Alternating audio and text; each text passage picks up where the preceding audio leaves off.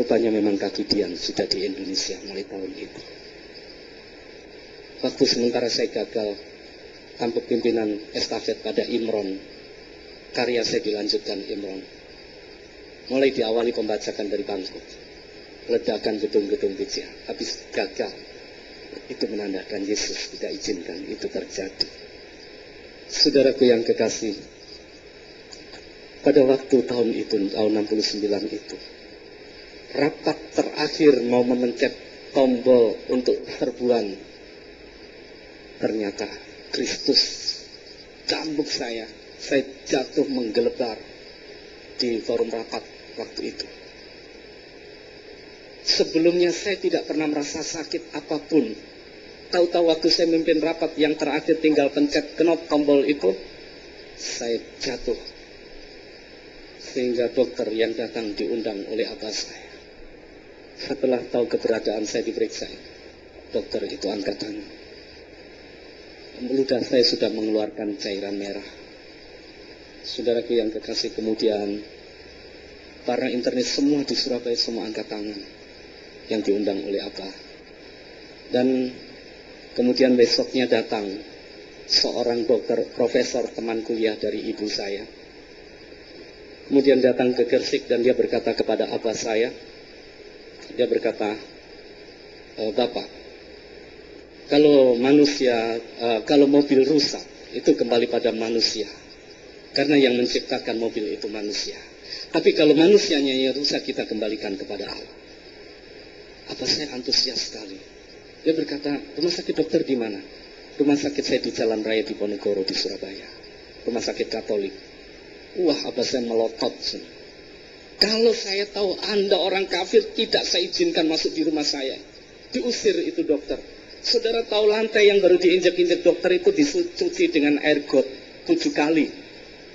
Dipel dengan air parit 7 kali. Untuk menghilangkan najis dan haram di lantai itu. Itu didikan orang tua saya di situ. Itu kafir orang itu. Kemudian ibu saya menangis. Ibu saya orang awam. Dan ibu saya menangis pokoknya sampai keluarga mengizinkan saya dibawa dokter ini. Mumpung ada satu-satunya yang dokter yang mau menerima saya. Kemudian akhirnya usul dari ibu saya rupanya ditanggapi oleh keluarga saya, Maulana Malik Ibrahim. Dan saya diizinkan masuk di rumah sakit di Surabaya itu. Saya dicek di sana, saudara tahu. Ini di 2 buah paru-paru ini timbul seperti bola-bola kecil gitu, balon-balon kecil. Nanah dan darah yang dibungkus oleh kulit ari dari paru-paru. Tinggal meletus satu-satu. Cukup ganas. Nah kemudian apa yang terjadi? Dokter katakan saya bisa hidup dalam waktu 24 jam. Saya sudah divonis 24 jam. Namun apa yang terjadi? 19 jam kemudian, seluruh keluarga Syekh Maulana Malik Ibrahim hadir di rumah sakit itu. Biasa ini salah satu anggota muslim, kalau ada yang sakit, mesti mereka baca surat Yasin. Surat Yasin itu dibacakan merupakan satu permohonan, kalau mati cepat mati, kalau hidup ya cepat hidup. Gitu. Tapi rupanya justru di sini Allah mendengar, saudara. Sementara mereka sedang baca surat Yasin, ini ada hamba Tuhan datang. Membuka sejumlah 50 orang wakil keluarga di pavilion itu tadi. Dia kemudian mendekati saya. Dan dia berkata, anak muda, kamu gak perlu cemas sekarang. Aku seorang hamba Allah yang diutus oleh Tuhan untuk memberikan jalan keluar dari deritamu ini. Saya mulai lihat dia. Bapak ini siapa? Hamba Tuhan aku. Saya pikir dukun tiban, saudara. Dukun tiban ini saudara tahu, dukun yang tidak diundang tapi datang gitu. Biasanya punya kesaktian dukun tiban itu, punya kelebihan ya dalam hidupnya. Saya tenang sedikit, tapi saya lihat ini, saya lihat dari mukanya sampai ke bawah ya. Orang Manado, saudara. Nah, kok Manado? Manado biasanya identik dengan Kristen. Abah saya berkata kalau tubuhmu kesentuh orang Kristen, nah seperti tadi. Tapi situasi penyakit yang saya rasakan sakit sekali, jadi pikiran Kristen saya sisihkan dulu sementara itu. Kemudian Maksudnya Bapak apa? Saya berkata begitu. Nanti jika adik mau memberikan kesempatan saya berbicara yang banyak, dan menurut hemat saya, adik mau menerima nasihat saya, Allah akan berbuat perkara besar di tempat ini.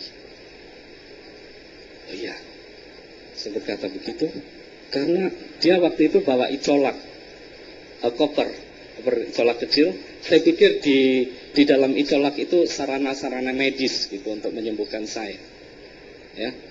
Karena saya anggap dukun tiban dia. Nah kemudian pada waktu saya mengatakan oke, silahkan. Dia buka icolak itu. Saudara tahu, pada waktu sesuatu yang dikeluarkan dari dalam icolak itu saya tahu. Saya seperti mendengar ledakan gelegaran petir yang luar biasa. Saya kaget. Itu Alkitab yang dikeluarkan dari dalam koper. Saya berkata, keluar. Bapak cepat keluar dari tempat ini. Bapak tidak usah lagi ngajar saya tentang Tuhan. Saya mulai dari sanawiyah, ibtidaiyah, di pesantren, sampai saya tamat IAIN, sampai saya dikirim ke Libya, saya belajar tentang Allah. Dan saat ini walaupun saya tidak bisa melihat dengan fisik saya, mata fisik saya ini, tapi saya yakin Allah Subhanahu wa Ta'ala ada di tengah-tengah saya. Dia sedang memonitor saya, dan kalau saya menerima ajaran Anda, saya akan menjadi orang terkutuk seperti Anda. Cepat keluar dari tempat ini. Ini hamba Tuhan melayani saya dengan penuh kasih. Dia berkata, anak muda, kamu jangan mengeraskan hati. Saya benar-benar hamba Tuhan yang diutus oleh Tuhan untuk menunjukkan jalan keluar dari deritamu. Tidak, cepat keluar. Apakah kalau saya masuk rumah sakit ini dengan syarat saya harus jadi orang Kristen atau Katolik? Lebih baik sekarang saya binasa keluar, nggak apa-apa. Jangan keras kepala begitu. Tidak. Keluar, kalau tidak saya angkat telepon, panggil polisi untuk tangkap Anda. Tunggu dulu. Baik, saya akan keluar. Saya melihat waktu itu situasi keluarga seperti harimau lapar. Mau merekam ini orang. Tapi Roh Kudus juga kerjanya luar biasa. Mereka sekelompok banyak orang itu hanya ditenangkan dengan kalimat kecil di atas pintu. Kalimat itu cuma mengatakan diharap tenang. Mereka nggak bisa berbuat apa-apa. Oh, luar biasa di situ. Mereka memang juga orang-orang disiplin. Nah kemudian setelah itu justru hamba Tuhan ini yang bisa nyerocos terus. Di celah-celah itu bisa saja dia ngomong. Dan dia berkata, tunggu dulu. Kalau memang adik mau suruh saya keluar, itu permintaanmu, baik, saya akan keluar. Tapi izinkan dulu. Saya mengajukan 2 pertanyaan. Setelah itu adik menjawab, secepatnya saya akan keluar. Oke, saya berkata begini. Saya jengkel waktu itu. Oke, pertanyaan apa? Begini, dalam situasi adik seperti ini pertanyaan yang pertama. Adik dalam keadaan yang cukup berat, sakit adik. Tidak lama lagi adik menghadap Allah. Apakah sudah siap? Saya berkata, menurut ajaran agama saya, jika saya banyak berbuat amal soleh dalam ibadah saya kepada Allah Subhanahu wa Ta'ala, maka dia akan berikan pahala dan tempat di sisi kanannya. Satu jawaban yang tepat sekali. Namun masih ada satu pertanyaan. Saya akan keluar. Oke.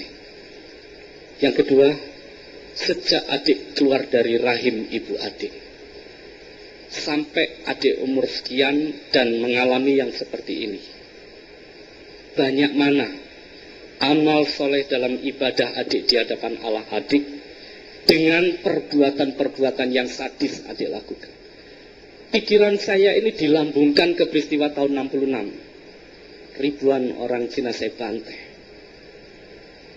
Saya juga teringat waktu saya mulai gedor rumah yang besar di tengah-tengah kota Surabaya.